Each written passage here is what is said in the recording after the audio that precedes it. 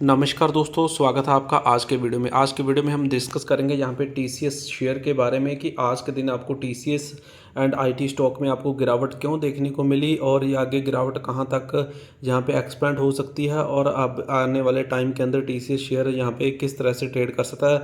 और यहाँ पे हम टेक्निकल चार्ट के साथ आपके साथ लर्निंग भी करेंगे कि इसमें आगे टेक्निकल चार्ट आपको यहाँ पे किस किस तरह से आगे की ट्रेडिंग व्यू देता है। ये सब चीज़ें आपके साथ शेयर करेंगे। तो यहाँ पे वीडियो को स्टार्ट करने से पहले आपसे एक रिक्वेस्ट है, अगर आपने हमारे चैनल को सब्सक्राइब नहीं किया तो सब्सक्राइब कर लीजिए। और यहाँ पे हमारा वीडियो बनाने का मकसद केवल आपके साथ education and right information provide करना होता है, ना कि आपको यहाँ पे बाई एंड सेल रिकमेंडेशन या कोई आपको यहाँ पे शॉर्ट कॉल या ऑप्शन ट्रेडिंग से रिलेटेड हमारा कोई व्यू नहीं रहता। हम केवल आपके साथ ओनली यहाँ पे इन्फॉर्मेशन एंड एजुकेशन प्रोवाइड करते हैं। तो सबसे पहले अगर हम टीसीएस के यहाँ पे शेयर के अंदर आज गिरावट क्यों देखने को मिली, तो अगर हम मेन गिरावट की बात करेंगे तो आपको आज के दिन यूएस की जो कंपनी है उसका क्यू यहाँ पे 4 का रिजल्ट आया है। एसेंशियर्स लिमिटेड जो सबसे दुनिया की सबसे बड़ी आईटी सेक्टर से रिलेटेड कंपनी है, उसका जो यहाँ पे आपको देखने को मिला है रेवेन्यू एंड आपको यहाँ पे ईपीएस, वो जो मार्केट एक्सपेक्ट करके चल रहा था ईपीएस एंड रेवेन्यू के अंदर, उसने उस मार्केट की एक्सपेक्टेशन को बीट किया है। तो इससे क्या होगा कि इंडियन मार्क जो कि आईटी सेक्टर है उसमें फियर पैदा होगा कि इस तरह से आपको जो अपनी वो इतनी बड़ी कंपनी अगर वो इतने यहाँ पे अच्छे यहाँ पे ईपीएस एंड रेवेन्यू में यहाँ पे हो पर अपना जो ग्रो कर रहा है, तो उस कंपनी के जो मार्जिन्स होते हैं उसको इम्पेक्ट करते हैं। तो इसी कारण यहाँ पे इसी फियर की वजह से आज इंडियन आईटी सेक्टर में आपको यहाँ पे फिर से सेल ऑफ देखने को मिला है। तो अब हम चलते हैं टीसीएस के टेक्निकल चार्ट पर और देखेंगे कि वहाँ पे अब आने वाले टाइम में क्या क्या पॉसिबिलिटी देखने को मिल सकती है और ये शेयर यहाँ पे कहाँ तक यहाँ पे टूट सकता है। तो चलते हैं सबसे पहले हम टेक्निकल चार्ट पर।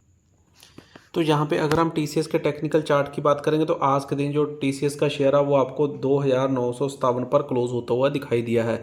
ये आपको 1 डे का ट्रेडिंग चार्ट देखने को मिल रहा है। तो अगर हम देखेंगे तो इसमें आपको यहाँ पे देखने को मिलेंगी यहाँ पे हैवी वॉल्यूम्स के साथ आपको यहाँ पे डाउन साइड देखने को मिली है। और अगर हम इसके मेन इंपॉर्टेंट जो यहाँ पे इसका था, अगर लॉन्ग यहाँ पे इन्वेस्टर थे तो यहाँ पे जिन्होंने इन्वेस्टर को ज़्यादातर पता होता है कि वहाँ पे उनको स्टॉप लॉस कहाँ पे मेंटेन करना, तो उनका जो मेन स्टॉप लॉस था वो आपको यहाँ पे लगभग आपको 2980 के आसपास का था। तो ये आप आज के दिन जो जो इसका मेन सपोर्ट जहाँ पे 2980 से लेकर के 3000 के आसपास निकल कर आता था, तो आज इसी जो मेन सपोर्ट एरिया इसने मल्टीपल यहाँ पे सपोर्ट लिए हैं और उसके बाद आपको अच्छी खासी यहाँ पे रैली भी देखने को मिली थी।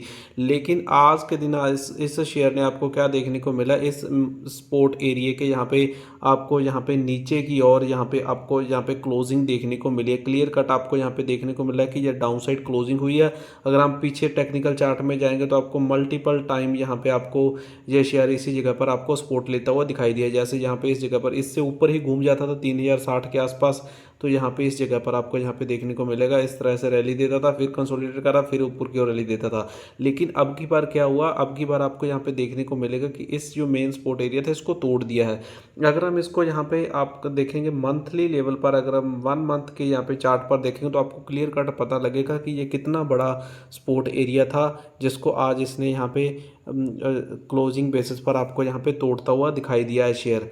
अगर हम बात करेंगे तो आपको यहाँ पे देखने को मिलेगा कि ये वाला जो यहाँ पे मल्टीपल सपोर्ट एरिया है, यहाँ पे 2900 यहाँ पे आपको देखने को मिलेगा।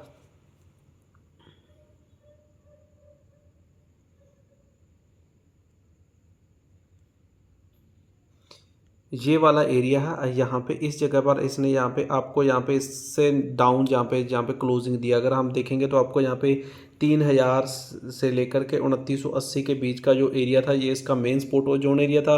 लेकिन आज के दिन आपको यहाँ पे इस शेयर ने 2900 यहाँ पे 57 पर आपको यहाँ पे क्लोजिंग देता हुआ दिखाई दिया। तो अब इसमें आप आगे क्या निकल कर आता है, अगर हम आगे इसके सपोर्ट की बात करेंगे तो सपोर्ट में आपको यहाँ पे देखने को मिलेगा कि अब इसका जो नेक्स्ट सपोर्ट है वो आपको यहाँ पे इस लेवल पर निकल कर सामने आ रहा है। ये वाला लेवल आपको यहाँ पे देखने को मिलेगा, जो मेन सपोर्ट एरिया वो आपको यहाँ पे इसी लेवल पर ही यहाँ पे देखने को मिलेगा।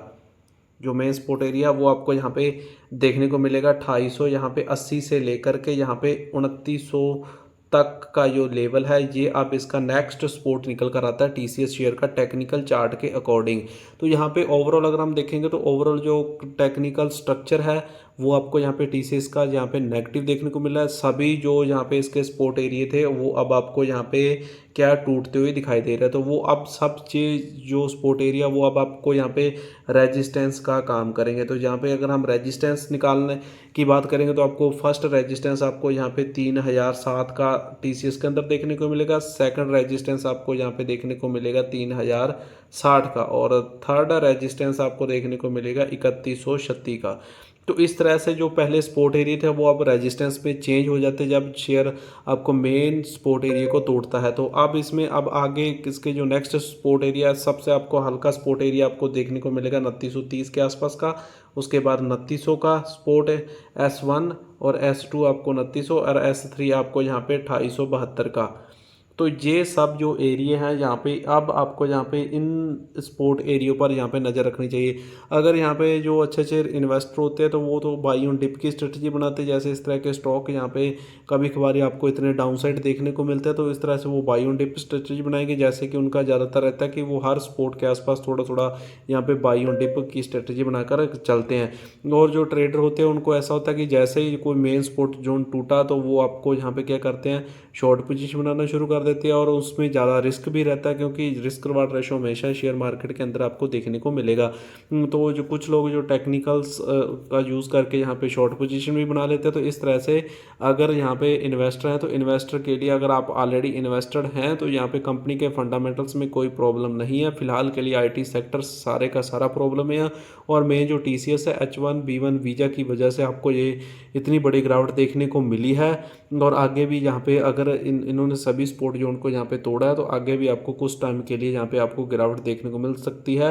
क्योंकि जब तक यहाँ पे अब आपको अच्छी चीज़ें नहीं होगी IT सेक्टर के अंदर और खास करके TCS के अंदर, तो आपको तब तक आपको यहाँ पे इसमें पॉजिटिविटी देखने को नहीं मिल सकती।